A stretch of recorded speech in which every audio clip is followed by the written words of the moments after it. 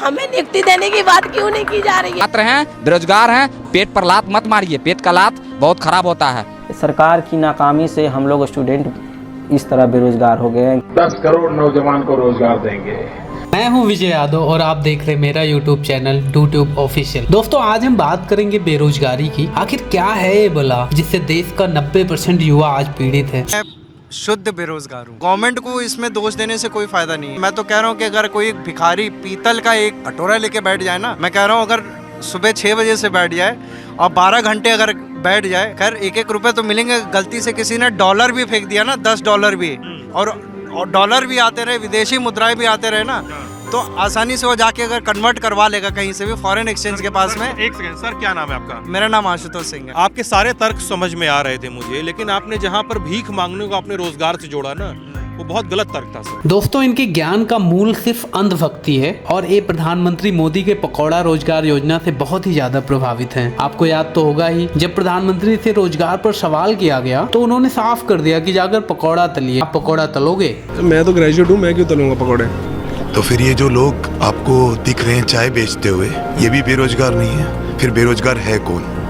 पहला प्रश्न ये है, नंबर 1। नंबर 2, फिर तो जो भीख मांगता है वो भी बेरोजगार नहीं है, फिर तो सारी देश रोजगार है। फिर मोदी जी का क्या लेना देना। दोस्तों इस समय हमारे भारत की यूथ पॉपुलेशन 29 करोड़ से भी ज्यादा है और इसी के चलते भारत को दुनिया की सबसे यंगेस्ट कंट्री कहा जाता है। लेकिन इसके बावजूद भी अभी हमारा देश विकसित नहीं हो पाया है और दुनिया के विकासशील देशों में ही गिना जाता है। और ऐसा होने का सबसे बड़ा रीजन बेरोजगारी है। दोस्तों हमारे देश में हर 4 ग्रेजुएट लोगों में एक शख्स बेरोजगार है और ये तो सिर्फ उन लोगों के आंकड़े हैं जिनको की पढ़े लिखे होने के बावजूद भी नौकरी नहीं मिल पा रही है। इसके अलावा हमारे देश में और भी ना जाने कितने बेरोजगार हैं जिनकी गिनती पढ़े लिखे ना होने की वजह से लेबर यानी मजदूर वर्ग में की जाती है और आज उनके पास मजदूरी का भी पर्याप्त अवसर ही नहीं है। और तो और दोस्तों न जाने कितने पढ़े लिखे लोगों के अपने योग्यता के मुताबिक काम ही नहीं मिल पा रहा है, जिससे कि वो कोई भी काम करने को मजबूर हैं। यूनिसेफ के एक लेख का जिक्र किया गया है जो कहता है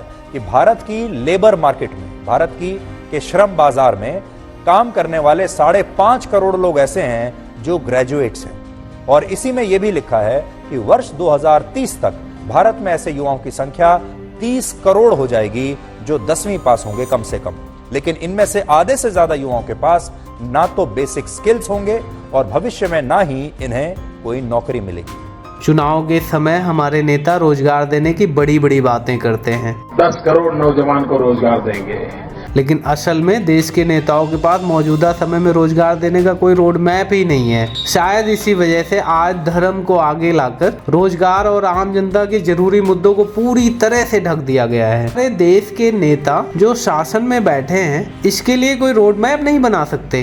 दोस्तों बना सकते हैं लेकिन उन्हें इसकी जरूरत ही नहीं है। वो मंदिर बनाकर ही फिर सत्ता में आ जाएंगे, तो फिर इन मुद्दों पर जरूरी नियम और कानून क्यों बनाए। दोस्तों बेरोजगारी देश के लिए एक दीमक की तरह है जो देश को अंदर ही अंदर खोखला बना रही है और इसी वजह से देश में और बहुत सी अलग अलग समस्याएं पैदा हो रही हैं। दरअसल देश में रोजगार की कमी से ही गरीबी और भुखमरी बढ़ रही है, जिसका सीधा असर देश की प्रगति पर पड़ रहा है। साथ ही इसकी वजह से सरकारों पर बोझ भी बढ़ता जा रहा है, क्योंकि बेरोजगारी होने से प्रोडक्शन में कमी आती है और साथ ही देश के लोगों में चीजों और सेवाओं की खपत भी कम हो जाती है। और दोस्तों ये सच है कि बेरोजगार इंसान को भटकाना बहुत ही आसान होता है और शायद इसी वजह से अक्सर हमारे युवा पैसे कमाने के लिए गलत और गैर कानूनी धंधों में पड़ जाते हैं, जिससे कि देश के अंदर क्राइम रेट बहुत ही तेजी से बढ़ता है। इसके अलावा दोस्तों बेरोजगारी से देश की इकोनॉमी और जीडीपी को भी रफ्तार नहीं मिल पा रही है, जिसकी बहुत ही सख्त जरूरत है। दोस्तों सरकारों ने समय समय पर कई सारी नई नई योजनाओं को लागू किया है, जैसे कि जवाहर रोजगार योजना,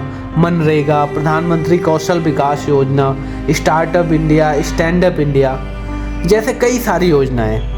लेकिन हर एक योजना भ्रष्टाचार की भेंट चढ़ जाता है। दोस्तों जो गांव में होंगे उन्हें पता होगा कि मनरेगा के पैसे से सिर्फ मुखिया और प्रधान पोषित हो रहे हैं, आम जनता को एक बहुत ही छोटा सा हिस्सा मिल रहा है और हर एक योजना भ्रष्टाचार की पूरी भेंट चढ़ जा रही है। आज हमारे युवा नौकरी की तलाश कर रहे हैं, वो देश के लिए कुछ करना चाहते हैं लेकिन उनके पास कोई काम ही नहीं है। हम भी उत्तर प्रदेश का चाहते हैं, विकास और भारत का करना चाहते हैं, डेवलपमेंट करना चाहते हैं, अपने दिमाग में लेके चलते हैं कि हम अपने इंडिया को कैसे आगे लेके जाएंगे। हमको वो वो प्लेटफॉर्म नहीं मिलता है। मैं एक पान वाले का लड़का हूँ सर, 5,000 रुपये में महीने से रहता हूँ। आप बताइए, आप सोचिए। सरकार ने 5 साल में इतना निचोड़ दिया है, इतने परेशान हो गए, समझ में नहीं आता कि वैकेंसी भर्ती करने के लिए निकलती है कि घोटाला करने के लिए निकलती है। जनता माफ नहीं करेगी। वो कह रहे हमने राम मंदिर बनवाया, तो राम मंदिर से कितना फायदा हुआ ये बताइए। मंदिर से बेरोजगारी हटे ना हटे, लेकिन भावनात्मक रूप से तो लोग जुड़े हुए हैं। हिंदू की आस्था की सर ने बात करी, मंदिर अपनी जगह है, लेकिन एक बात बताइए, मेरे